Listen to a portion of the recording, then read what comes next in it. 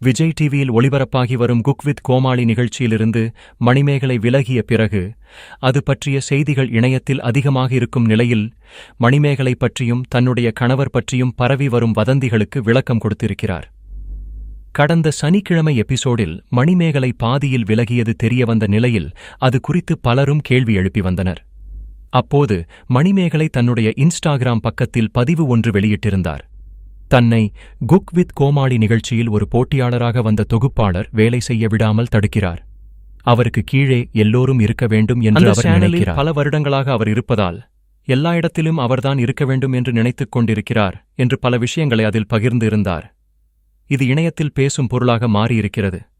பிரியங்காவைதான் மணிமேகலை குறிப்பிடுகிறார் என்று பிரியங்கா உட்பட எல்லோருக்குமே தெரியும் வகையில் மணிமேகலை அந்த பதிவில் குறிப்பிட்டிருக்கிறார்.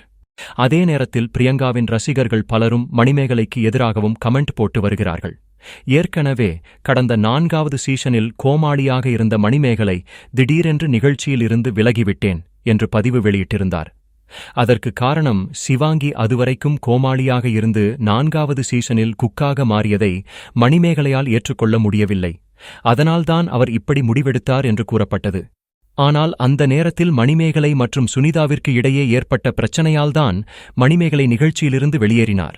பிறகு நான் இந்த நிகழ்ச்சிக்கு வரவேண்டும் என்றால் கோமாளியாக வரமாட்டேன், தொகுப்பாளராக வருவேன் என்று கேட்டுக்கொண்டதால் அதற்கு சேனல் தரப்பும் சம்மதம் தெரிவித்ததால்தான் தொடர்ந்தார் என்று கூறப்படுகிறது.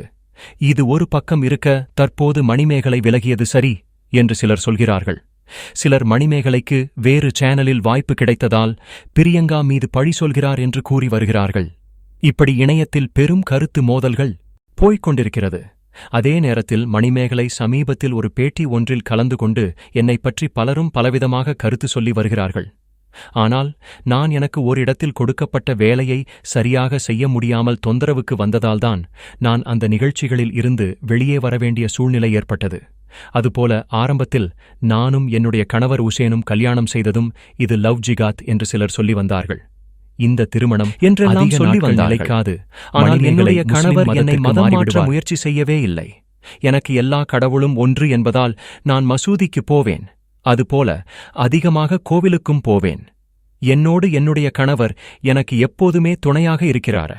அதனால் எனக்கு எவ்வளவு பிரச்சனைகள் வந்தாலும் அதை பார்த்துக் கொள்ளலாம் என்று அவர்தான் எனக்கு நம்பிக்கை கொடுத்துக் கொண்டிருக்கிறார். ஆரம்பத்தில் எங்கள் திருமண வாழ்க்கை 4 மாதத்தில் முடிந்துவிடும் என்று சிலர் சொன்னார்கள்.